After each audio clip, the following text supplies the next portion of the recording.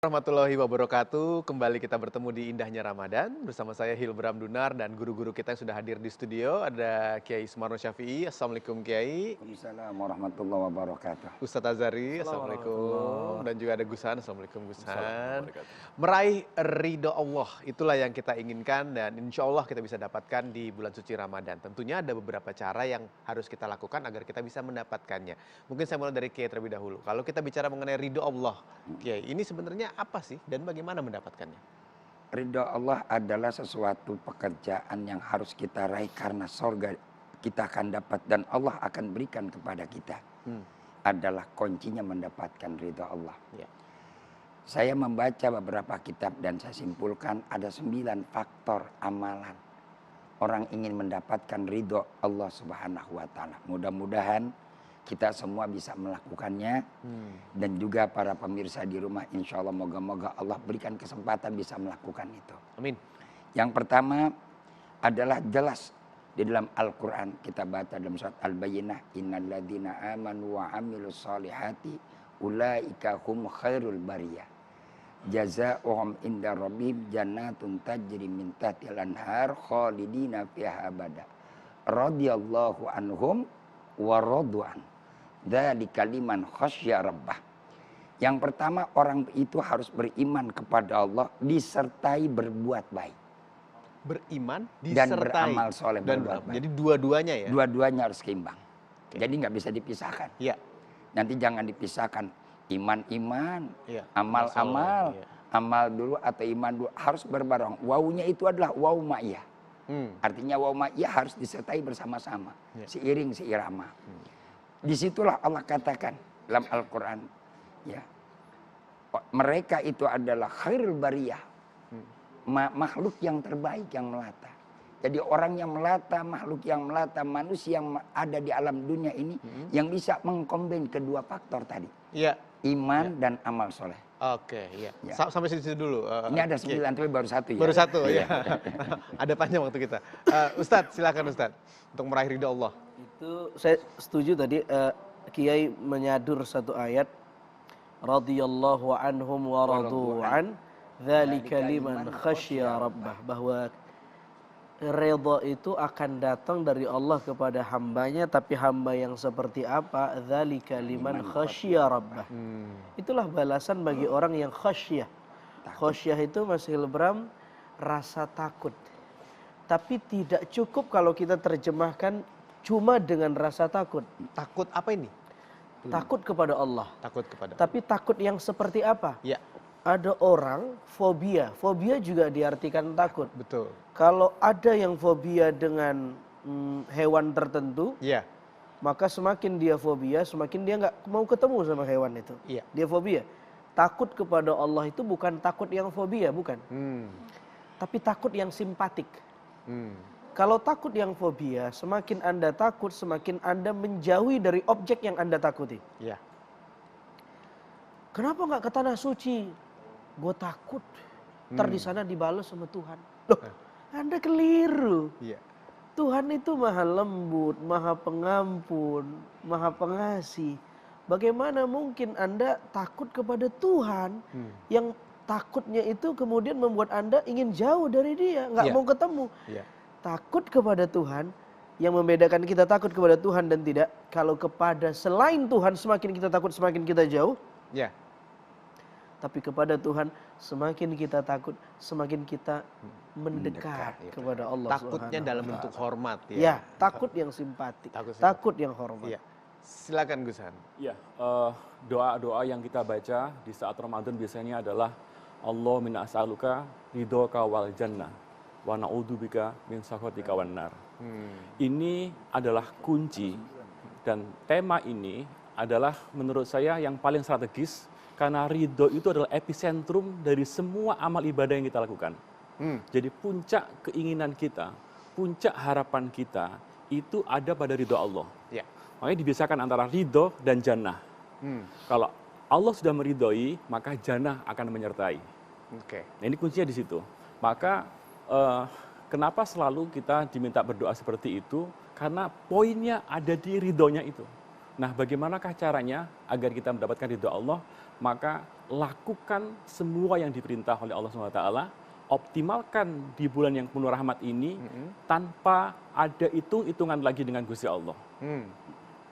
Kuncinya di situ. Ya, Kiai, Ya, silakan. saya tambahkan. Menarik tadi. Arti khosyah sudah dijelaskan. Maka dalam satu definisi Islam, al-khudu wal inqiyad. Ada nilai ketundukan, kepatuhan dan keyakinan. Ya. Jadi apa yang dikatakan khosyah, dia tunduk hatinya kepada Allah dan dia yakin dengan apa yang dia lakukan atas perintah Allah. Maka Al-Imam Nawawi membagi dua kategori, ada at-taslimu li amrillah wa ridha bi qadaillah. Ya. Gimana tuh Kiai? Maksudnya apa?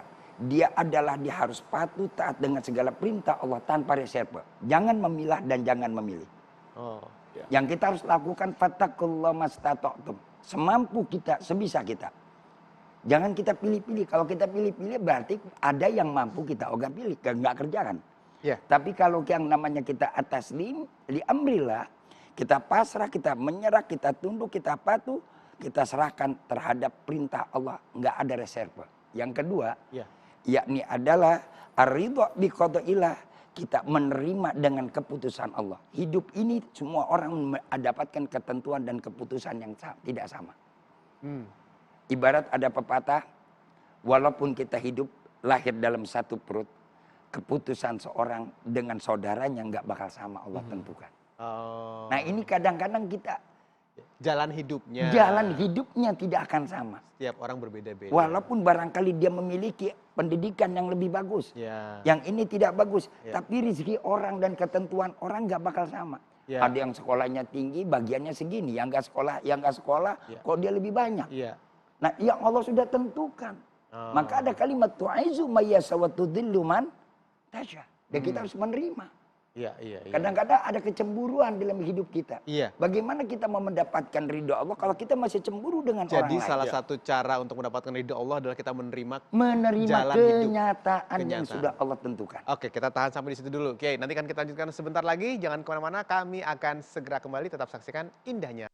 Kembali lagi di Indahnya Ramadan, masih membahas mengenai bagaimana kita mendapatkan ridho Allah di bulan suci Ramadan. Tadi Kiai menyampaikan untuk bisa mendapatkan ridho Allah, maka kita berfokus pada iman dan juga amal soleh.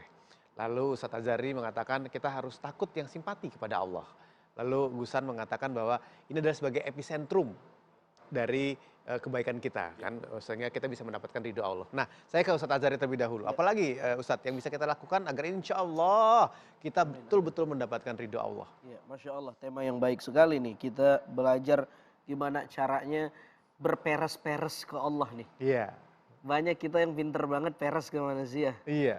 Tapi kita kicep kalau cari peres ke Allah. Udah peres kicep lagi. Nabi SAW itu memberi bocoran ke kita bagaimana puasa ini Allah Subhanahu wa taala meridai kita. Ya. Dalam sebuah hadis dikatakan yatruku ta'amah wa syarabah wa syahwatah min ajli as-siyamu li wa ana ajzi bih. Bagaimana tidak Allah kemudian gak ridho sama kita. Allah pasti ridho di bulan ini karena apa?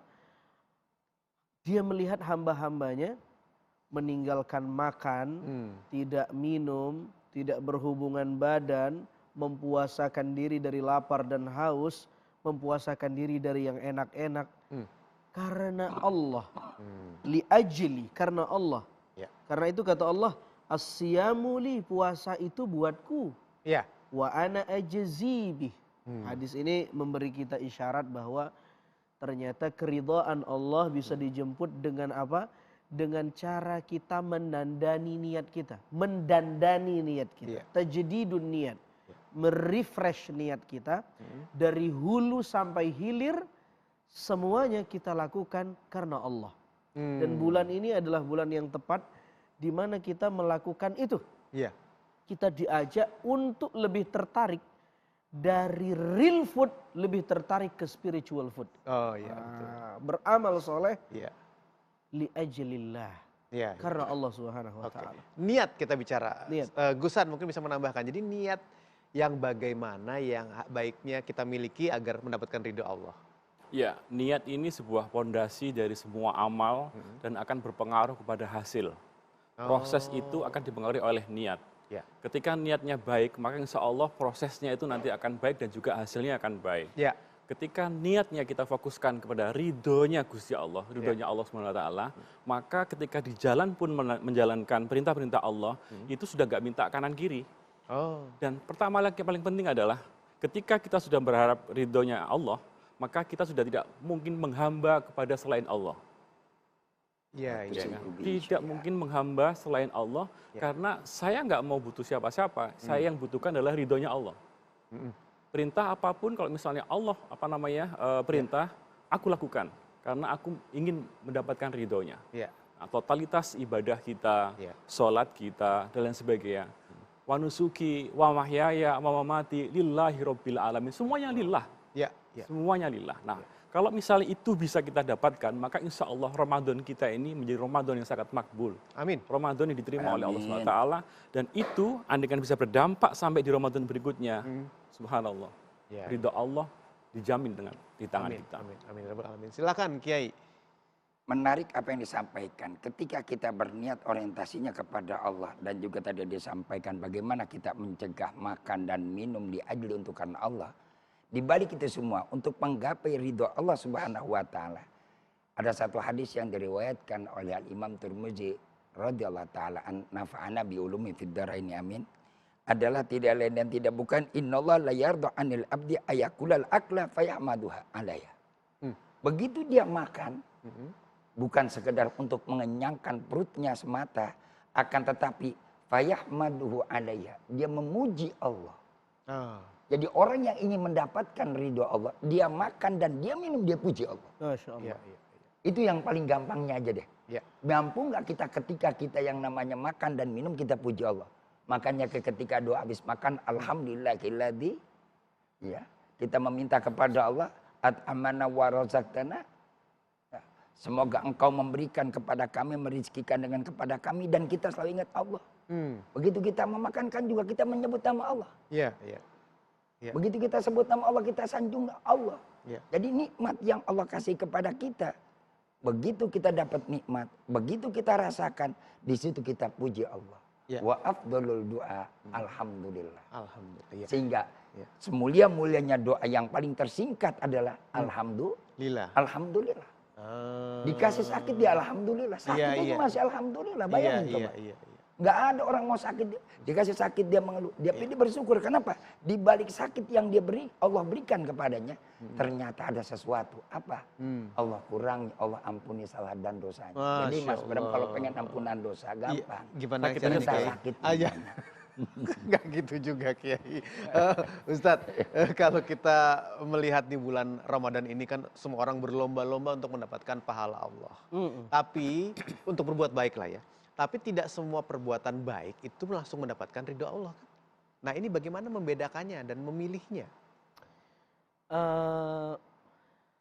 Tidak semua yang kita lakukan mendapat pujian dari Allah semuanya karena cacat niatnya. Kalau niatnya cacat, motif beramalnya cacat, Pamer maka gitu misalnya hasilnya ya. juga cacat. Iya.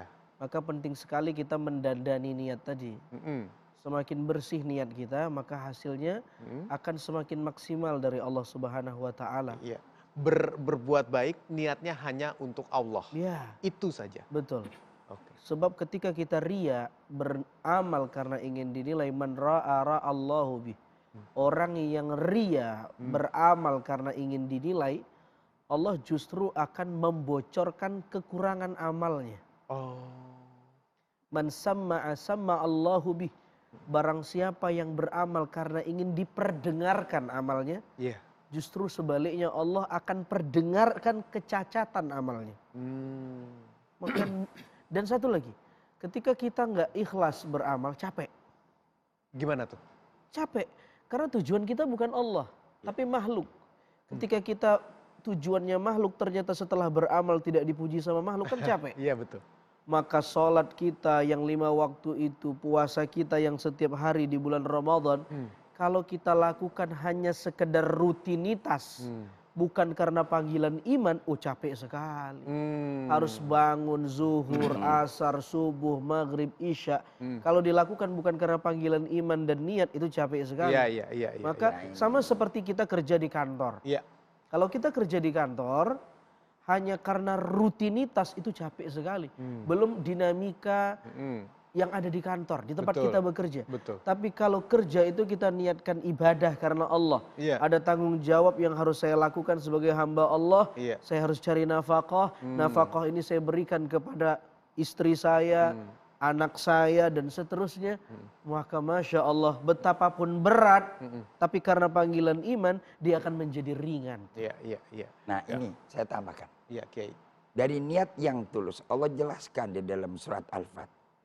Muhammadur Rasulullah walladzina ma'ahu asyidda 'alal kuffar ruhama bainahum tarahum ruk'an sujada yabtaguna fadlan minallahi wa ridwana.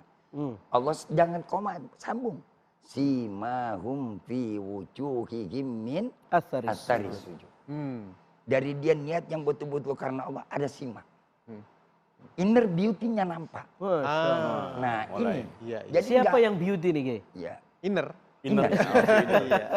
Jadi keluar tuh inner beauty-nya artinya dia memiliki wawasan. Iya. Dia ada ketenteraman. Iya. Dia ada ketenangan. Hidupnya nggak kupah. Aduh, kupek Kupek lagi. Lagi. Iya. Betul. Jadi nggak kuper dia nih. Iya, iya. Ya kan? Iya. Banyak orang kan sekarang beku pikirannya. Susah hatinya. Apa sebabnya? Karena tujuannya tadi bukan karena Allah. Betul, Iya. betul. Kalau tujuannya karena Allah, Allah akan berikan kepadanya. Ya. Apa yang enggak Allah berikan? Maka ada doa. Allahumma nawwir qulubana binuri hidayatika kama nawartal arda binuri syamsika abadan.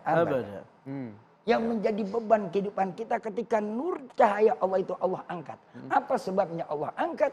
Karena tujuannya tadi adalah bukan karena Allah, karena kemauan dirinya. Dan ada tujuan tertentu yang ingin dia gapai. Dengan demikian maka insya Allah kita bisa mendapatkan ridho Allah. Dengan demikian kita akan dapat ridho Allah. Amin. Mudah-mudahan. Ya. Ketika kita menginginkan ridho Allah, apakah ini berdampak pada perilaku kita sebagai manusia, khususnya di kondisi atau di lingkungan sosial kita? Ya. Tahan sebentar jawabannya, Gusan. Kita akan bahas mengenai hal itu sesaat lagi. Jangan kemana-mana, kami akan segera kembali. 5 menit lewat dari jam 4 pagi waktu Indonesia Barat. Anda masih menyaksikan indahnya Ramadan bersama dengan guru-guru kita di sini. Kalau kita berbicara mengenai kesalehan sosial, bagian atau cermin dari keimanan, ini menarik karena selain kita beribadah, selain kita mengharapkan pahala dan ridho Allah, tentunya kita juga ingin memberikan kebaikan kepada sesama secara sosial. Gushan, Ya. bagaimana nih korelasinya antara beribadah, mendapatkan pahala dari Allah, sekaligus juga kita bisa memberikan kebaikan untuk orang-orang yang ada di sekitar kita. Kalau kita lihat surat Al-Ma'un, ara'aital ladzi yukadzibu biddin wa dzalikal ladzi yad'ul yatim Ya. wala yahuddu 'ala ta'amil miskin fawailul musallin. Siapakah yang dikatakan sebagai orang yang mendustakan agama? Bukan orang yang tidak sholat, bukan orang yang tidak zakat, bukan orang yang tidak melaksanakan haji, tapi pertama menghardik anak yatim.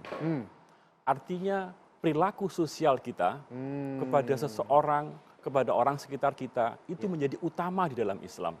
Iya, iya. Setiap kita ketemu orang aja assalamualaikum. Iya. Menunjukkan doa kepada setiap orang agar kita memberikan keselamatan kepada setiap orang. Iya.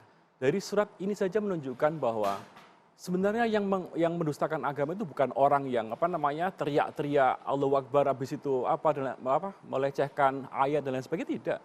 Yang melecehkan agama kita itu kadang-kadang orang kita sendiri yang tidak care dengan tetangga kita. Yang mungkin hanya care kepada ibunya saja tapi tidak pada yatimnya. Apalagi ibunya kalau masih muda. Nah, ini masalahnya.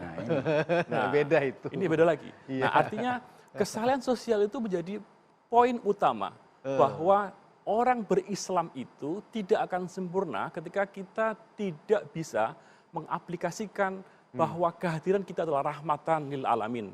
Rahmat bagi sekitar kita. Nah, jangan sampai kalau misalnya tadi di ayat ini yang pertama adalah jangan menghardik anak yatim, akhirnya anak yatim justru dikapitalisasi untuk kepentingan politik misalnya. Setiap ada kegiatan diundang, dikasih amplop dan lain sebagainya. Pemimpin tidak seperti itu, tapi bagaimana caranya membuat regulasi agar para anak yatim ini bisa mendapatkan kesempatan kerja yang baik dan mendapat anggaran yang baik untuk bisa mereka mandiri dan sebagainya. Iya, Ustadz, berarti ketika kita melakukan sebuah ibadah itu tidak hanya vertikal, tapi juga horizontal kepada orang-orang yang ada di samping kita. Bagaimana, Ustadz? Iya, hampir semua ritual dalam ibadah dalam Islam itu pesannya tidak hanya ritual, tetapi juga kemaslahatan secara sosial. Ada salih fardi, ada kesalehan individual, ada salih jama'i, ada kesalehan sosial. Karena itu kata Nabi menarik, laisal mu'min, dia tidak dianggap beriman kalau dia kenyang tetapi tetangganya ja'i' ila janbih, tetangganya lapar di kasurnya. Dia kenyang tapi tetangganya lapar di kasurnya. Kata-kata Syekh Abdul Qadir Al-Jilani dalam Fathur Rabbani, kalau Anda menginginkan rumah yang besar, nikmat yang banyak, deposito yang banyak, aset yang luar biasa, tapi di saat yang sama justru kamu menginginkan saudaramu atau tetanggamu mendapatkan kebalikannya, kadzabta, kamu bohong. Kamu bukan orang yang beriman. Masih keimananmu nggak sempurna. Maka surah Al-Ma'un yang disadur oleh Gus Han tadi itu luar biasa, itu mengagetkan kita. Fawailul lil musallin, celaka orang yang senantiasa sholat. Yang senantiasa lil musallin, yang senantiasa sholat. Loh, kok bisa? Iya. Alladzina hum an salatihim sahun. Nah ini menarik. Kenapa mereka celaka? Al-Quran tidak bilang, kata Syekh Mutawalli Asy'arawi, Al-Quran ayat itu tidak bilang begini, alladzina hum fi salatihim sahun. Mereka yang lalai di dalam sholatnya. Bukan itu. Bukan di dalam. Tetapi tentang substansi sholat. Kalau yang lalai di dalam sholat yang dikecam Quran, semua kita berpotensi lalai. Allahu Akbar, yang kita ingat yang lain di dalam. Tapi untung saja kata Syekh Mutawalli Asy'arawi, ayat itu tidak mengatakan itu. Tapi yang dikatakan ayat itu an. Huruf preposisinya bukan fi tapi an. An itu maknanya bukan lalai di dalam, tapi lalai tentang substansi salat. Salah satu substansi salat itu adalah bagaimana kita peka terhadap realita sosial. Dalam sholat kita diajarkan lihat kanan, lihat kiri, ada salam. Salam itu pintu exit dari sholat sekaligus pintu masuk untuk membumikan nilai-nilai sholat. Dalam sholat kita diajarkan mengangkat telunjuk, asyhadu an la ilaha illallah wa asyhadu anna muhammadar rasulullah. Sholat mengajarkan dengan telunjuk ini bagaimana kita menunjuk sesuatu yang benar. Bukan menunjuk wajah orang, menunjuk muka orang, mengecam orang. Dalam sholat kita diajar bagaimana komitmen membangun hubungan kepada Allah. Usolli fardhu subhi raka'ataini mustaqbilal qiblah, adaan lillah, karena Allah. Kita diajarkan untuk tidak berselingkuh dalam niat. Itu diajarkan tuh. Kita diajarkan komitmen terhadap kontrak kita kepada Allah. Supaya ini semua dibumikan di luar sholat. Dan diwujudkan dalam tindak nyata ya. Betul. Oke, Kiai tahan sebentar Kiai. Saya akan dengar pendapat Kiai sesaat lagi tapi ya Kiai ya. Kita break dulu. Setelah imsak ya, bukan? Bukan, enggak perlu sejauh itu. Sesaat lagi. Setelah subuh kan? Bukan. Sebentar aja sebentar. Jangan kemana-mana pemirsa, kami segera kembali. Masih lanjut membahas mengenai kesalehan sosial. Saya langsung ke Kiai Sumarno kalau begitu.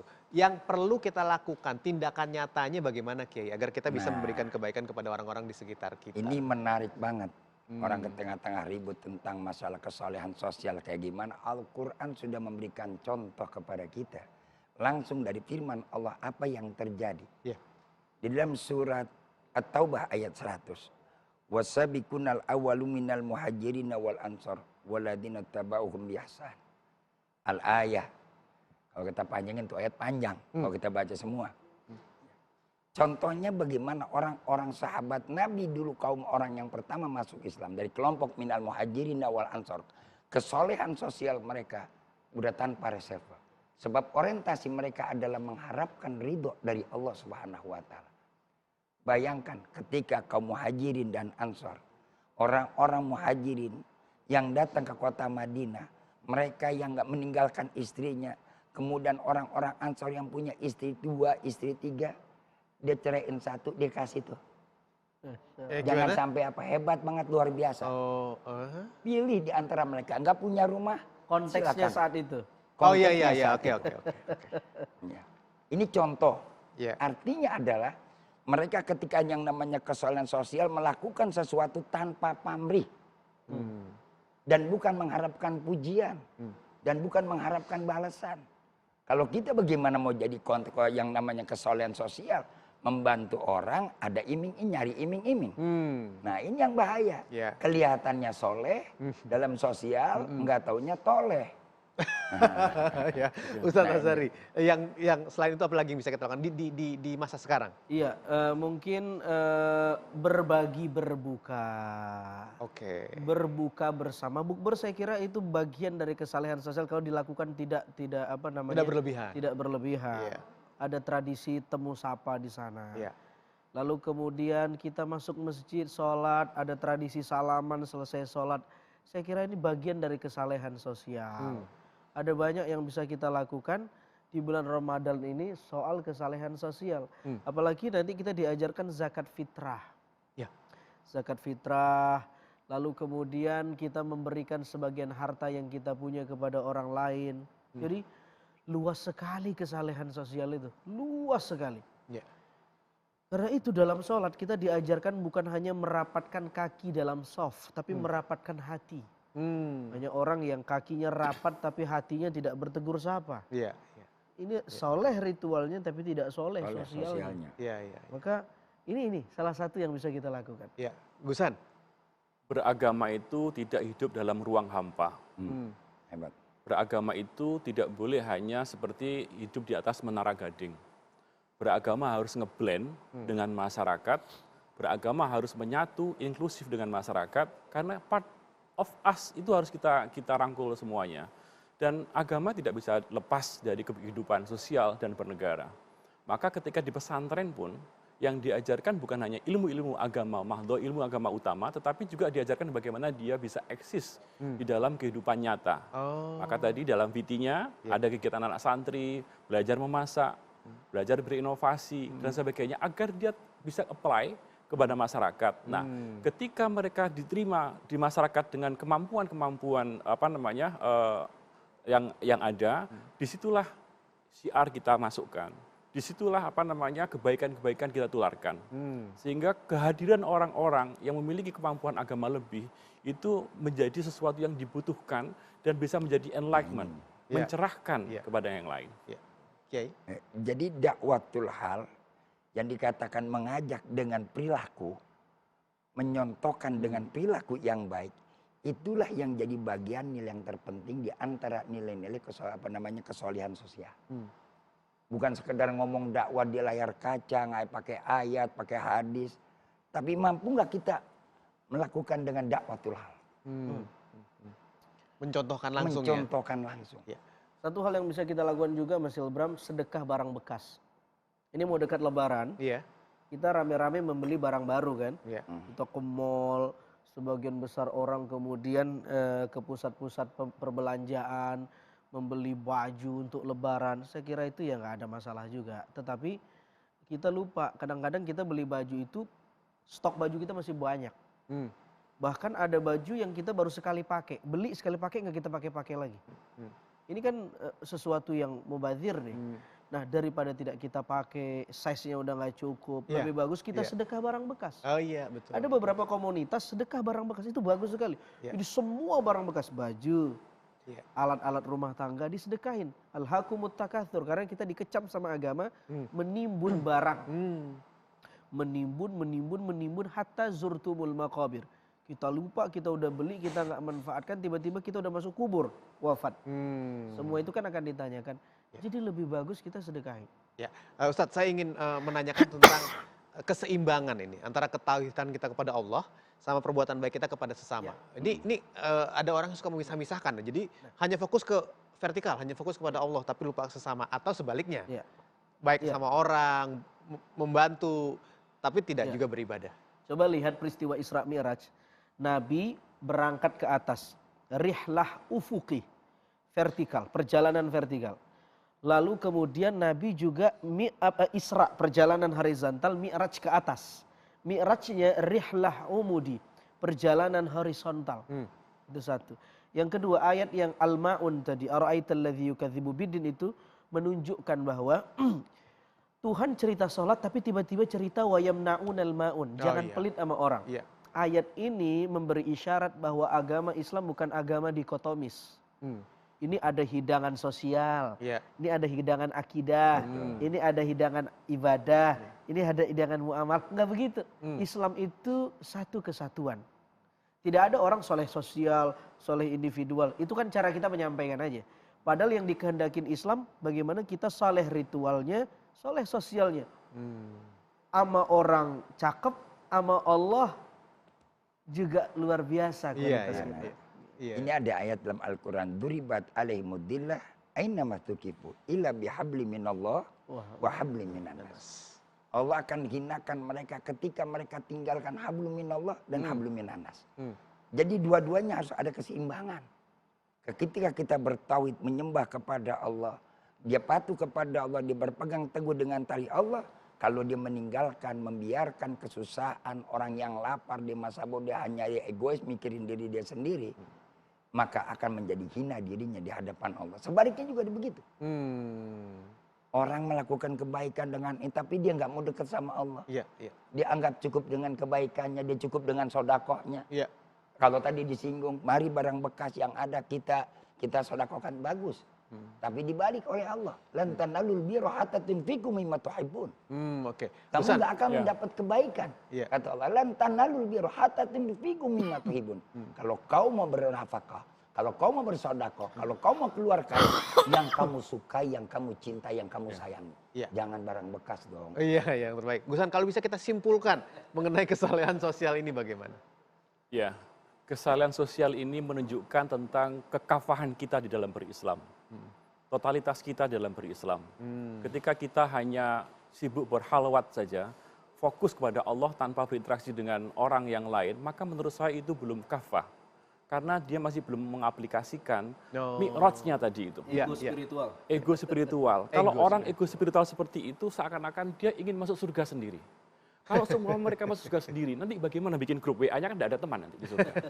Nah, maka kita perlu mengajak orang lain itu juga masuk surga bersama kita semuanya. Iya, iya. Dan kesimpulan dari tema kita kali ini adalah marilah kita menjadi Islam yang kafah, Islam Muslim yang bermanfaat bagi yang lain, kembali kepada khairun nas anfa'uhum linnas. Ta'awanu 'alal birri wat terima taqwa kasih. wa la ta'awanu 'alal itsmi wal 'udwan. Ya. Ya, karena bermanfaatnya manusia adalah dia bisa memberikan manfaat kepada orang lain. Masya Allah. Oke. Gusan, terima kasih. Sama-sama. Ustaz Zadar, terima Sama-sama. kasih. Sama-sama. Kiai Usmana, terima Jazakumullah. kasih.